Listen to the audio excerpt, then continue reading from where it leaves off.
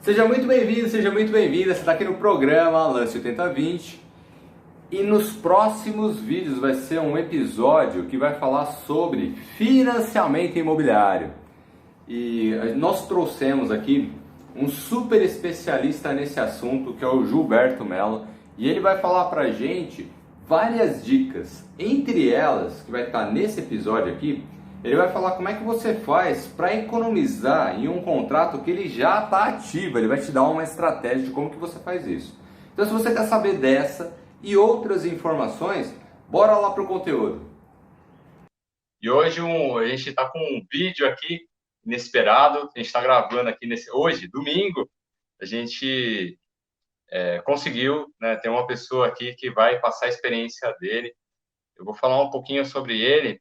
Ele tem uma experiência fantástica. Imagina, olha, ele começou a carreira dele em 1881. Nossa, tinha acabado de nascer praticamente, né? E ele já trabalhava nesse meio, no mercado imobiliário. Deixa eu pegar aqui, compartilhar uma tela aqui com vocês. Ah, tá aqui.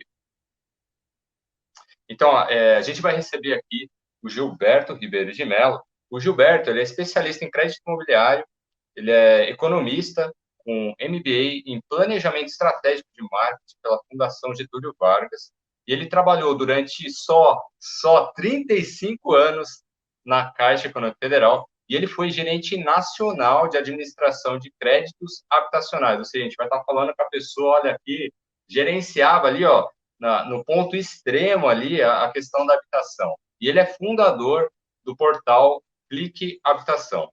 Bom, vamos lá, vou chamar aqui o Gilberto, a Márcia, que também está aqui nos bastidores aqui, e bora lá receber os nossos anfitriões. Fala, Gilberto, Márcia, boa tarde, tudo bem com vocês? Boa tarde, Oi, boa tarde, Boa tarde, tudo bom? Todo mundo aí? Márcia, você conseguiu um feito, hein? Falar com o Gilberto é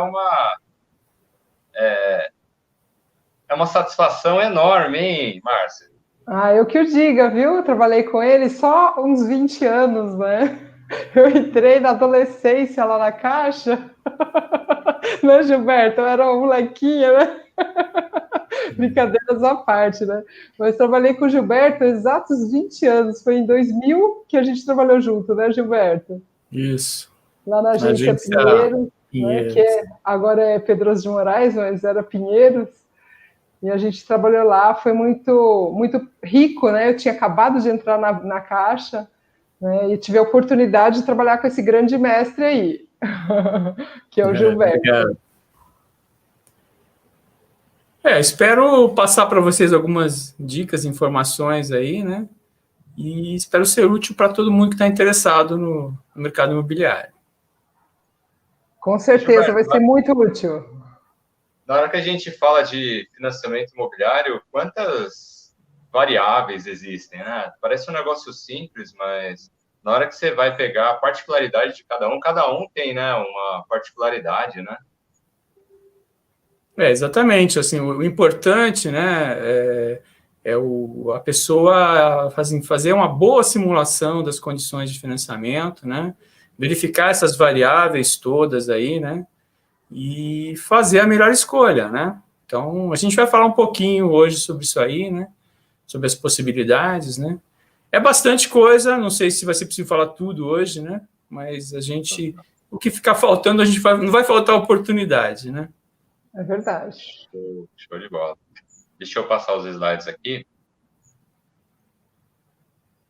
Bom, agora eu deixo a sua palavra aqui, Gilberto. Então, a gente tem um portal, né, o Clique Habitação, e quando eu saí da Caixa, eu, assim, fiquei meio assim, o que eu vou fazer, né, em 2017? Aí a gente já tinha o site, né, o Clique Habitação, a gente pegou uma coletânea do material que tinha lá e fez um material para entregar, para ir nas imobiliárias, no Cresce, no Secovis e tal. E foi entrevistado pelo presidente do Cresce de Brasília, aqui onde eu estou, né? Ele ficou entusiasmado, falou, não, Gilberto, você tem que fazer um livro e a gente vai lançar esse livro no dia do corretor. Então, eu tive um mês assim para correr, fazer, e a gente fez esse livro aí, né? Ele dá assim, mais ou menos um passo a passo do crédito imobiliário, né? Desde o planejamento de compra até a mudança. A gente fala um pouquinho também da administração de crédito. Então, o livro está disponível, o livro digital na Amazon, e o livro físico a gente vende pelo site, tá? Show de bola, legal. Que coisa, hein, Gilberto? A taxa Selic, ela não está caindo, né? Ela está despencando, né? Então, é interessante a gente falar aqui do cenário atual, né? E é importante a gente pensar. Estamos num momento importante que a Selic hoje ela é inferior à taxa de juros média dos contratos imobiliários. Mas se você voltar um pouquinho atrás, em 2017, 2016, né? A taxa Selic estava 14 e tal, e a taxa de juros estava em torno de 10, 11, né? Então, virou. Isso é importante para o mercado, porque o mercado carece ainda de novos fundings de financiamento. Então, enquanto você tinha a Selic maior que a taxa média de juros do financiamento, você não estimulava investidor a investir em contrato imobiliário. Hoje é o contrário. Hoje você tem uma Selic de 2, mas você pode comprar, por exemplo, aí tem que ser criado um papel com contratos imobiliários com taxa de 7, 8, 9, e aí o cliente ter essa diferença. Ele vai pagar, lógico, uma taxa, alguma coisa assim, mas é a oportunidade de criar fundos alternativos para o mercado imobiliário. Tá? Então, hoje nós estamos com a Selic mais baixa da história, com a inflação hoje, de agosto, de 2,44, com a tendência de subir um pouquinho. Você vê que alguns meses atrás, uns 2 meses atrás, a gente teve 2 meses aí de IPCA negativo, né? Ele estava com a taxa de 12 meses abaixo de 2%. Então, é uma perspectiva boa para o mercado, né? Você vê, os recursos da crédito de poupança, que é um dos fundings do mercado, estão crescendo, né? Apesar do rendimento da poupança ser baixo, a gente até comentou outro dia sobre isso, né? A gente tem um rendimento de 1,4 na poupança, ela continua com um positivo, né? Com mais depósitos que saques. Né? Esse tudo no mercado faz que aliado à questão de a baixa da taxa de juros dos financiamentos, que a gente vai falar um pouquinho mais para frente aí, isso estimulou o mercado. A crise na pandemia foi curtíssima e hoje a gente está acelerado. A gente teve um mês de agosto assim, o melhor da história, uma coisa assim incrível, né? Então, tem tudo a ver para quem quer investir no mercado imobiliário, né? Então, o mercado está voltando, né? De forma gradual, mas está crescendo, né? A gente pode... Gilberto, a gente falando, você falou algumas palavras aqui, de repente, para o pessoal que está nos assistindo, funding, o que seria um funding? O funding, assim, é o que lastreia, o que faz com que o financiamento seja possível. A gente, a linha de crédito, né? Então, os recursos da onde provém os financiamentos. Os bancos, eles não utilizam, ou utilizam a parte de recursos próprios, mas eles utilizam recursos disponíveis, até de terceiros. O FGTS é um desses fundings, né? E o outro funding principal é a poupança. Nós temos outros funds aí, LCI, né, letra de crédito imobiliário, nós temos a LIG, que é foi criada recentemente, mas são papéis com poucos volumes de recursos para poder acelerar o mercado imobiliário, né? Então, basicamente, os funds disponíveis que a gente tem, que seria a origem dos recursos para o financiamento, poupança e FGTS. Gilberto, teve uma vez que eu estava ouvindo uma entrevista do presidente da Caixa e ele estava falando que no Brasil é um dos poucos lugares no mundo em que essa origem, por exemplo, a poupança, que tem a poupança que é uma forma muito volátil, né? A qualquer momento ele pode ser sacado, né? E aí ele estava até falando sobre seguritização, sabe? E como é que está essa questão? Assim, é vantajoso securitização? Então, Não? Como que nos Estados Unidos é mais feito dessa forma, né? Então, é assim, é que, por exemplo, diferentemente do mercado americano, europeu, a gente tem esses dois fundings especiais, vamos dizer assim, né? Que é a poupança, que é extremamente tradicional, né? Muitas pessoas confiam nela, né? Ela é um produto antigo e funciona. Pode ter um rendimento não tão espetacular, né? Mas é uma forma assim que o pessoal se sente seguro em depositar. E o fundo de garantia, que é uma reserva financeira dos trabalhadores e cuja soma dos volumes permitem o financiamento da habitação popular, né, o Minha Casa Minha Vida, o Casa Verde e Amarelo, Carta de Crédito FGTS, o Procotista, né, que são as linhas principais de crédito com recurso FGTS, né? O que eu estava falando é exatamente isso, Rogério. A Selic está menor que a taxa de juros do contrato. Então, esse é o momento de securitizar.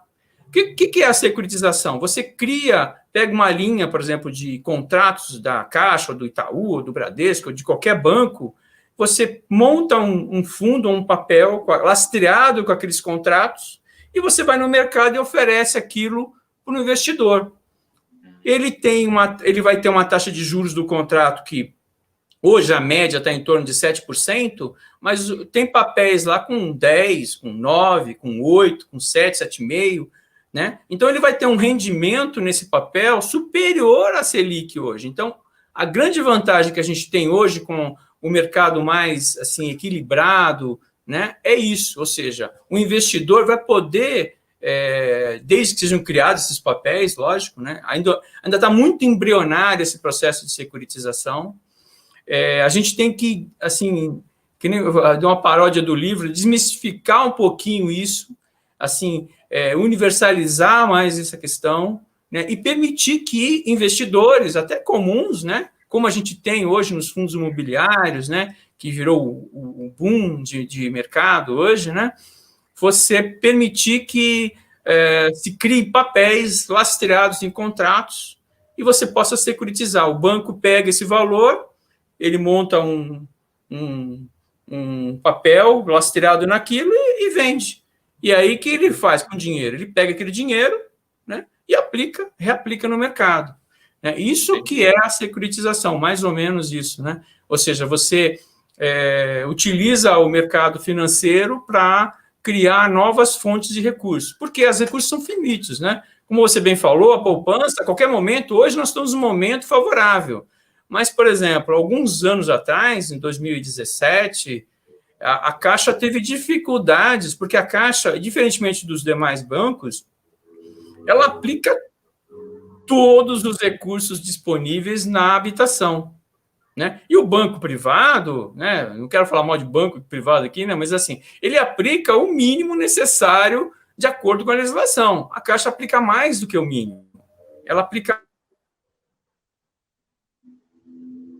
mais. Então, teve época que ela estava com problemas de funding. Ela chegou a fechar a carteira. Lembra? Quando fechou o imóvel usado, por que fechou? É verdade. Porque ela preferiu financiar imóvel novo, que estimula a construção civil e geração de emprego, né? E teve que fechar a carteira de usado porque estava faltando recursos para poder financiar. Pois não, Rogério? Eu lembro até, né, nessa época que você está falando, eu tinha alguns contratos para assinar e, assim, a minha gerente falando, falta recurso, falta recurso. E era até um procedimento, não sei se, que ela me contava, né, que era meio manual, assim, sabe? Vinham os recursos que era nacional e ela tinha que ficar lá atualizando uma tela, mais ou menos nesse sentido, não sei se era assim mesmo, né? A verba orçamentária, ela é dividida, né? Por exemplo, o FGTS, o regramento da distribuição orçamentária é pelo Ministério. O Ministério diz lá, o Estado tal vai ter tanto, o Estado tal vai ter tanto, tal. É isso, né? Como a gente estava conversando com você outro dia aí, no Minha Casa Minha Vida, está muito concentrado, as empresas, né? Estão muito concentradas no estado de São Paulo. Quer dizer, quase 40% do Minha Casa Minha Vida é no estado de São Paulo. Caramba, então, Gilberto, não tinha ideia disso, 40%. é no estado de São Paulo. Esse é um estado muito rico, São Paulo é muito grande, o interior é muito forte, né? E atrai investimento, em detrimento de outras regiões. Então, esse movimento aí do Casa Verde e Amarelo de reduzir os juros no Norte e Nordeste tem essa finalidade de democratizar as verbas orçamentárias para que se possa estimular a geração de emprego e renda e financiamentos em outras regiões do país. Tá? Então, é importante isso aí. Né? Então, o orçamento, voltando a falar que o orçamento do FGTS é definido pelo Ministério. Cada estado tem a sua verba. Inclusive, tem estado que, por exemplo, Minha Casa Minha Vida, antes do final, porque assim, é disponibilizado mensalmente. Então, às vezes, o recurso para aquele estado acaba no dia 20. Aí você tem que parar de financiar e só financia no dia 1º do mês seguinte. Nossa. Porque é a verba, é dividido, entendeu? Entendi. Então, e o SBPE, a Caixa, de certa forma, ela fez mais ou menos da mesma forma, só que não tem esse regramento externo, é uma regra interna do banco. Então, ela pega e distribui para cada estado, cada SR, né, cada superintendência, aí, a verba tal, e você tem aquela verba para poder disponibilizar para as agências e fazer o financiamento. Em alguns momentos, pode faltar dinheiro em um estado e ter dinheiro sobrando em outro. Existe a possibilidade de remanejamento, como no próprio FGTS isso existe. O que acontece? Por que São Paulo chega a quase 40%? Que o outro estado não produz tanto, aí pede remanejamento, o dinheiro vem para São Paulo, para poder fazer, onde tem demanda, onde tem oferta e demanda, entendeu? Então, não é assim proposital, mas é o mercado é assim, né? A gente está sujeito a esses vieses aí, vamos dizer. E no próximo slide aqui, Gilberto, você estava falando aqui sobre o FGTS, que rende mais que 150% da Selic. Isso então eu não estava com essa informação, sabe? Então, o rendimento do FGTS qual que é? 3% ao ano. A Selic é 2% ao ano. Então, o FGTS hoje é uma moeda fortíssima. Ela rende mais que a poupança, mais que o Tesouro Direto, mais que a maioria dos fundos de renda fixa. Lógico, os fundos multimercado pode ser que não consiga, mas tem mês que o multimercado aí está negativo, né, Márcia? Você que acompanha bem isso aí, né? Quem investe no multimercado está sujeito à bolsa. A bolsa, você vê, qualquer coisa, gritaria econômica aí, a bolsa cai. O Trump está falando não sei o que lá, a bolsa cai e assim por diante. O coronavírus e assim por diante. Né? Então, o Trump pega Covid, né? É uma moeda importantíssima. Então, o investidor ou o comprador de imóvel tem que aprender a usar esse recurso com inteligência. Né? Ele tem que usar todo com inteligência. Né? Porque, assim, o FGTS é uma reserva financeira para o trabalhador quando ele for demitido. Mas, logicamente, se ele está empregado, tem boas condições, o FGTS pode ser utilizado para moradia própria, né?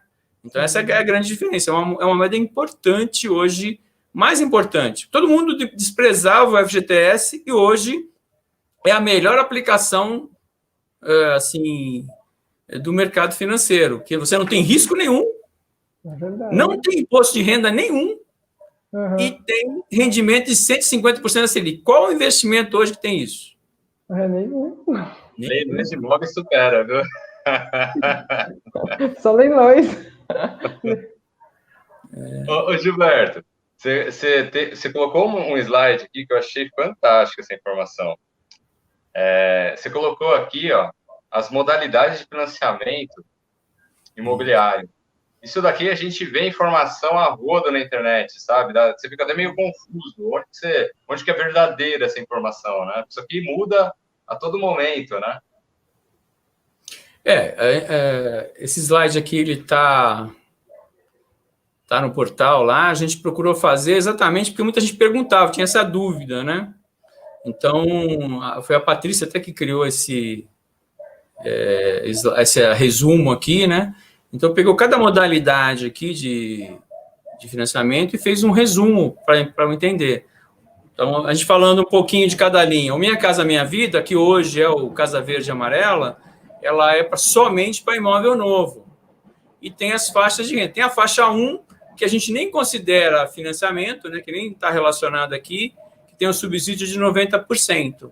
E esse é diferente, porque a gente não considera financiamento, que inclusive a inscrição é na prefeitura, depende de se tiver na região onde a pessoa está, ter esse financiamento. Muitas obras estão paralisadas, né, que até o governo, no Casa Verde e Amarelo, vai procurar estimular o término dessas construções paralisadas, né?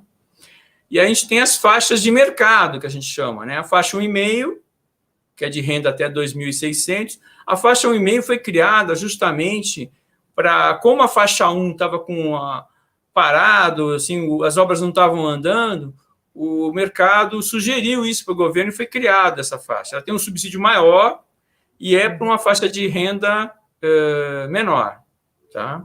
Até R$ 2.600.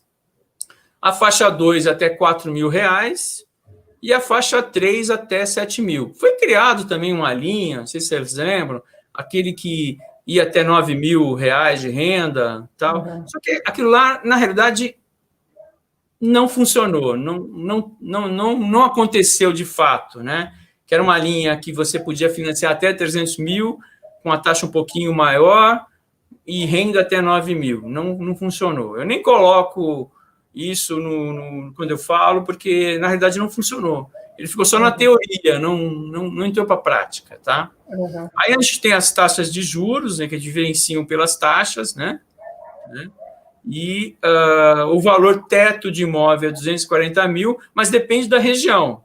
Esses 240 mil é nos estados maiores, né, que é São Paulo, Rio, Minas e Brasília, se eu não me engano. Eu não tenho a tabela aqui, mas tem variável por estado e por região, né?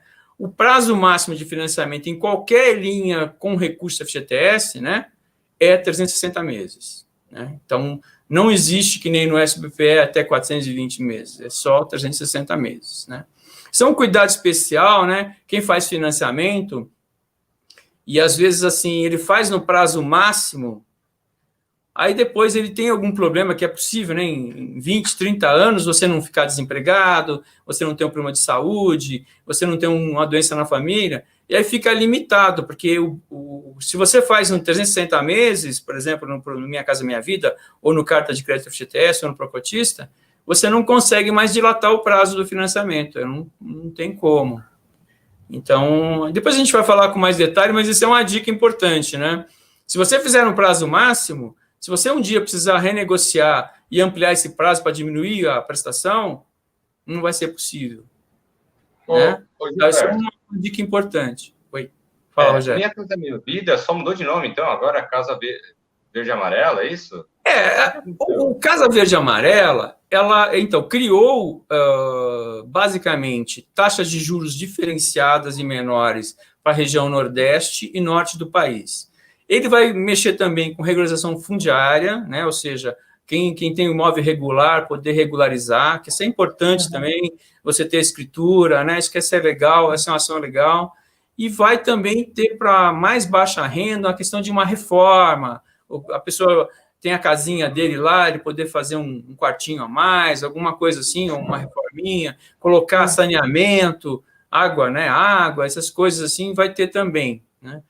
É basicamente a mesma coisa. Mas como eu falei anteriormente até para você, e do lado aqui nós temos a carta de crédito FGTS. A carta de crédito FGTS é igualzinho Minha Casa Minha Vida. A única diferença é que ele aceita imóvel usado. Uhum. Tinha, lembra, material de construção. Você lembra, né, Márcia? Sim, lembro, claro. Você tinha. Hoje até está fechado esse produto.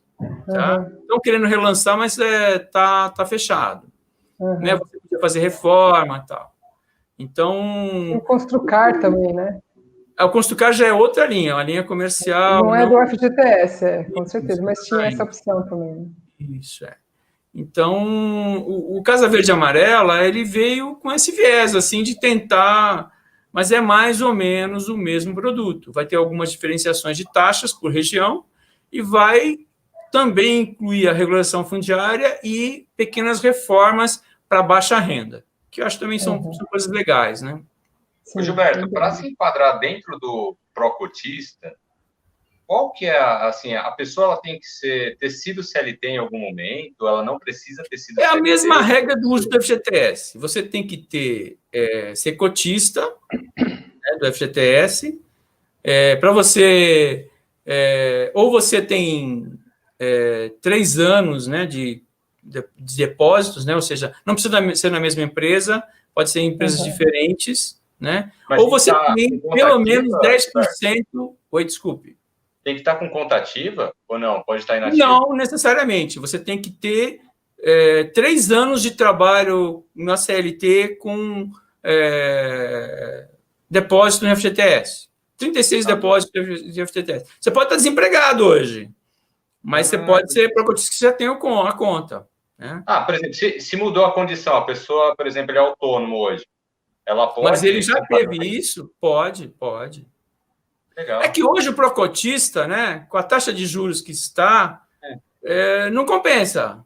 Mas verdade. Ele já foi a luz do mercado. Todo mundo queria o financiamento pró-cotista alguns anos atrás. Por quê? Porque o SBPE, a Selic estava 14, a taxa de juros do SBPE estava 11, e o pró-cotista tinha uma taxa de 8, né? 8 maravilha, alguma coisa. Né? Então, todo mundo queria o pró-cotista. Eu lembro, quando estava na agência, que o pró-cotista, no começo, ele é um produto que ficava encostado. Você tinha que colocar meta, porque ninguém ia atrás. Né? Mas, depois que se conheceu e quando houve a nova subida de juros do financiamento imobiliário, ele foi utilíssimo. Hoje, praticamente toda a verba do pró-cotista vai ser direcionada para os demais produtos, porque não compensa. Mesmo, por exemplo, no Minha Casa Minha Vida, o faixa 3, olha a taxa de juros dele, 8,16. Pode ser até 7,66 para quem tem conta de FGTS, né? Porque para quem tem conta de FGTS, quando faz financiamento com funding, com recursos do FGTS, você tem 0,5% de desconto na taxa de juros. Então, essa taxa que está 8,16 pode ser 7,66. Mas hoje, no SBPE, você tem taxa abaixo de 7. E deixa eu te perguntar uma coisa. Minha Casa Minha Vida, faixa 3, o SBPE tem condições melhores hoje do que o faixa 3 do Minha Casa Minha Vida. Ô, Gilberto, essa questão da indexação pelo IPCA, como é que você olha esse tipo de indexação? Para um investidor que vai investir no leilão, que ele vai liquidar aquele contrato em 1, 2, no máximo 3 anos. Como é que você visualiza isso? Qual seria a sua opinião tendo esse cenário? Então, usar o indexador IPCA é aquela coisa, ele é mais volátil, ele varia mais. Você vê, a gente já chegou a ter uma taxa anualizada de abaixo de 2%, mas agora nós estamos com viés de crescimento do IPCA, né? Você vê, o IGPM, então, está uma loucura, né? Para quem tem aluguel, quem está de aluguel, você vê, em setembro chegou acumulado a 17%. É uma coisa assim, né? O IPCA não vai chegar nessa questão, porque a medição é diferente, né? Mas eu acho assim, é uma excelente alternativa para quem pretende fazer uma quitação rápida, até uns 4, 5 anos. Por quê? Porque o horizonte que a gente tem de previsão da Selic é no máximo em torno de 3, 3,5%, beirando 4%, não mais que isso. Então, você pegando uma taxa de 3 e pouco, mais IPCA, é um custo mais ou menos igual hoje ao que você tem na TR. E dependendo das circunstâncias, como está esse ano, que você tem uma grande vantagem. Você tem um IPCA de 2,44%, né?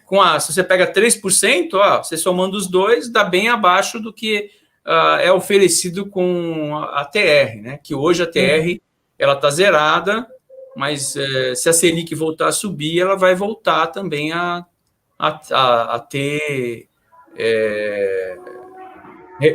repercussão, né?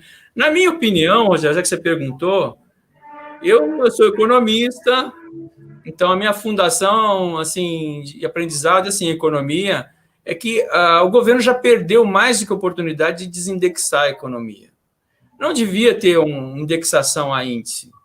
A taxa de juros deveria ser flutuante e flutua de acordo com o mercado. Logicamente, a gente não está acostumado com isso, mas no mundo moderno é assim que funciona, né? Então, acho que seria interessante. Acho que a minha visão é a única forma da taxa cair com um percentual até menor que até o que está sendo oferecido por um IPCA. Porque aí você garante para o banco, por exemplo, na sexta-feira, com aquela briga dos ministros lá, a projeção da Selic para 2023 já foi para 7%. É loucura isso. 2, né? Então, quando o banco vai precificar a taxa, ele pensa nisso. Ele pensa na questão da inadimplência, ele pensa na questão dos custos internos. Muita gente reclama, já a Selic está 2, por que a taxa não é? Pô, o banco tem custos administrativos e o fato de a Selic cair não reduz o custo administrativo dele. O custo dele é fixo. Ele tem sistema, tem empregado, tem uma série de coisas, né?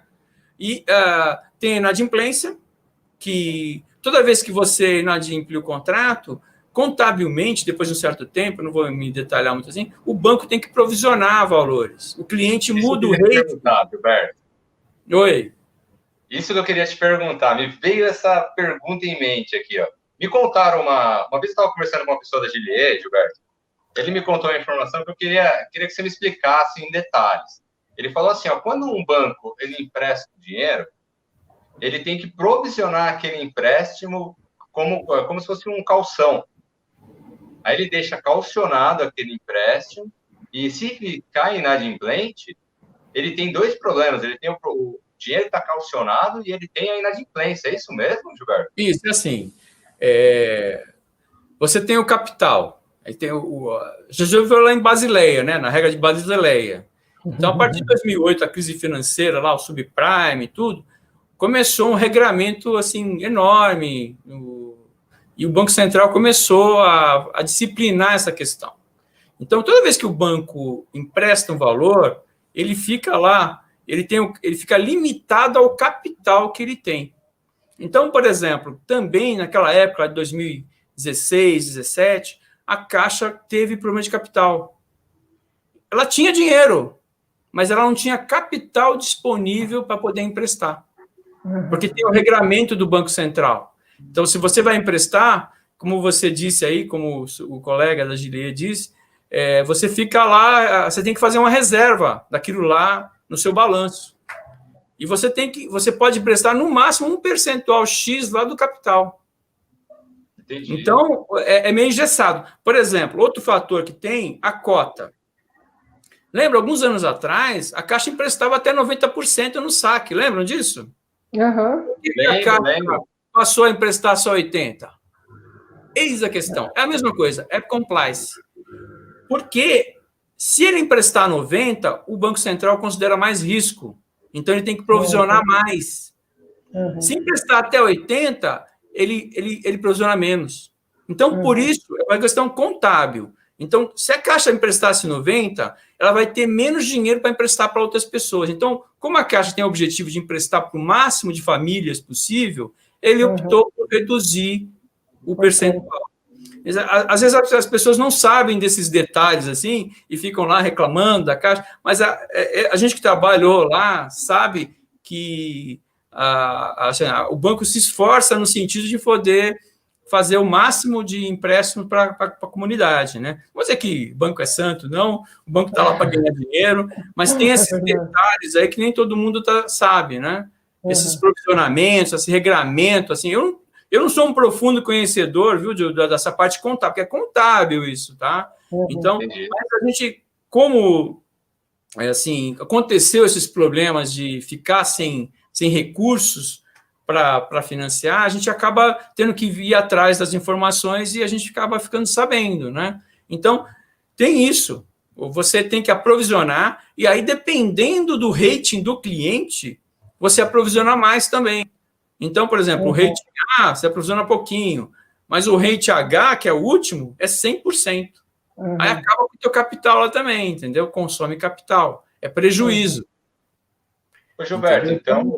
A inadimplência é um fator importante na precificação da taxa, né? Então, cada produto, a área financeira do banco avalia qual é o risco máximo que pode ocorrer e qual a taxa máxima ou mínima que pode ser disponibilizada para os clientes, né?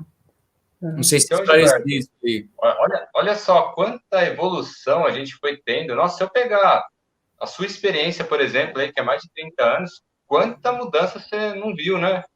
Sim, a gente acompanhou desde a hiperinflação na década de 80, plano cruzado, plano Bresser, plano real, né, que aí já começou a melhorar. O Gilberto é tão mestre, né, Gilberto? Você é tão mestre que você fazia o cálculo do saldo devedor na mão, na unha ali, na calculadora, né? No tempo que eu entrei não tinha computador. A gente usava o cálculo, acho que nem todo mundo tinha HP, tinham poucas pessoas que tinham, né? A gente usava a calculadora manual e usava uma máquina Texas para poder fazer o desdobramento do saldo devedor. O cálculo, se você precisasse fazer uma renegociação, você tinha que fazer o cálculo na mão, usando calculadora, né? Isso é para poucos, porque hoje você coloca os valores lá no sistema e o sistema já roda tudo, já mostra o saldo devedor, vai lá no caixa, paga, muito mais fácil. Mas você tem a técnica, né? Você já vai direto ao ponto e conhece tudo. Já fiz muito cálculo na minha vida. Né? Ô, Gilberto, assim, só en passant, assim, bem, em poucas palavras, se você pudesse explicar, só para o nosso ouvinte que tem uma noção, né? São investidores, então, assim, não precisa ir muito no detalhe. Mas, assim, a principal diferença do SFH e do SFI, o que mais pega, só assim, de noção, porque não há necessidade da gente entender a fundo. Márcia, hoje...